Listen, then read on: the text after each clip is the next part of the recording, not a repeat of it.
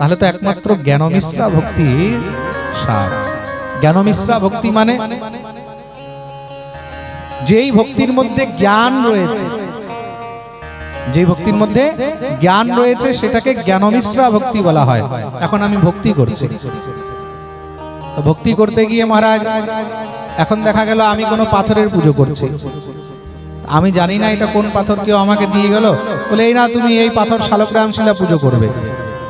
তার যে অজ্ঞানী সে কি করবে, কালো পাথর দেখেই শালগ্রাম মনে করে নেবে, মনে করে নেবে তো, কালো পাথর দেখেই শালগ্রাম মনে করে নেবে। কিন্তু যে জ্ঞানী হবে সে কি করবে, শালগ্রাম যাকে তাকে দেখে মনে করবে না, শালগ্রামের লক্ষণ দেখে তখন বুঝবে যে এটা শালগ্রাম। প্রেম সে বলো, শালগ্রাম লক্ষণ দেখে বুঝতে পারবে যে এটা শালগ্রাম।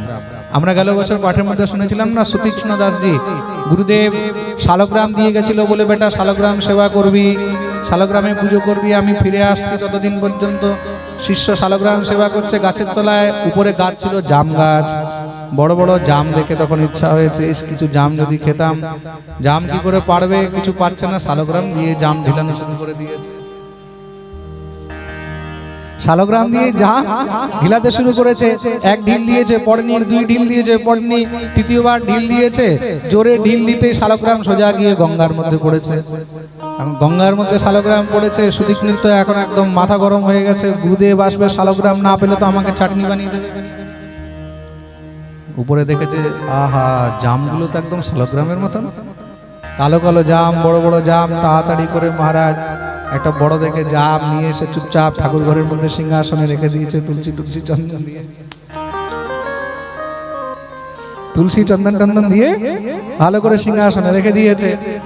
গুরুদেব এসেছেন, এসে এবার পরের দিন সকালে গুরুদেব শালগ্রামকে স্নান করাচ্ছে, স্নান করিয়ে যখনই এবার শালগ্রামকে তোয়ালিয়া দিয়ে রুমাল দিয়ে মোছা আরম্ভ করেছে, মুছতেই ভিতর থেকে আটিটা ফুরুত করে বেরিয়ে গেছে। যখনই আটি বেরিয়েছে সঙ্গে সঙ্গে গুরুদেব একদম রেগে গেছে, সতীশ कहाँ है? हाँ गुरुजी, हाँ गुरुजी, हाँ गुरुजी। ये क्या किया बेटा, কি করেছিস? শালগ্রাম এই অবস্থা, এটা শালগ্রাম নাকি? বলে গুরুদেব এটা তো শালগ্রাম। তো শালগ্রামের এই অবস্থা হলো, শালগ্রাম একদম গলে যাচ্ছে, পিচকে যাচ্ছে। বলে গুরুদেব আমি কি করব, পুনি পুনি চন্দন পুনি পুনি পানি, ঠাকুর জি গলে গয়ে हमका জানি।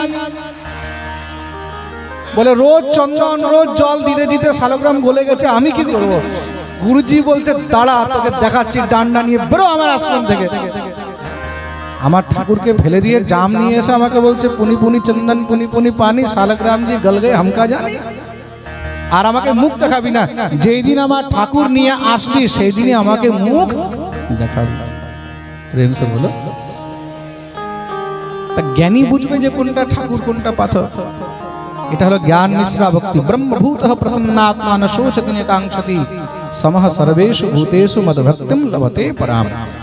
ভগবান বলছে জ্ঞানী আমাকে পেতে পারে, যার ভক্তির মধ্যে জ্ঞান রয়েছে।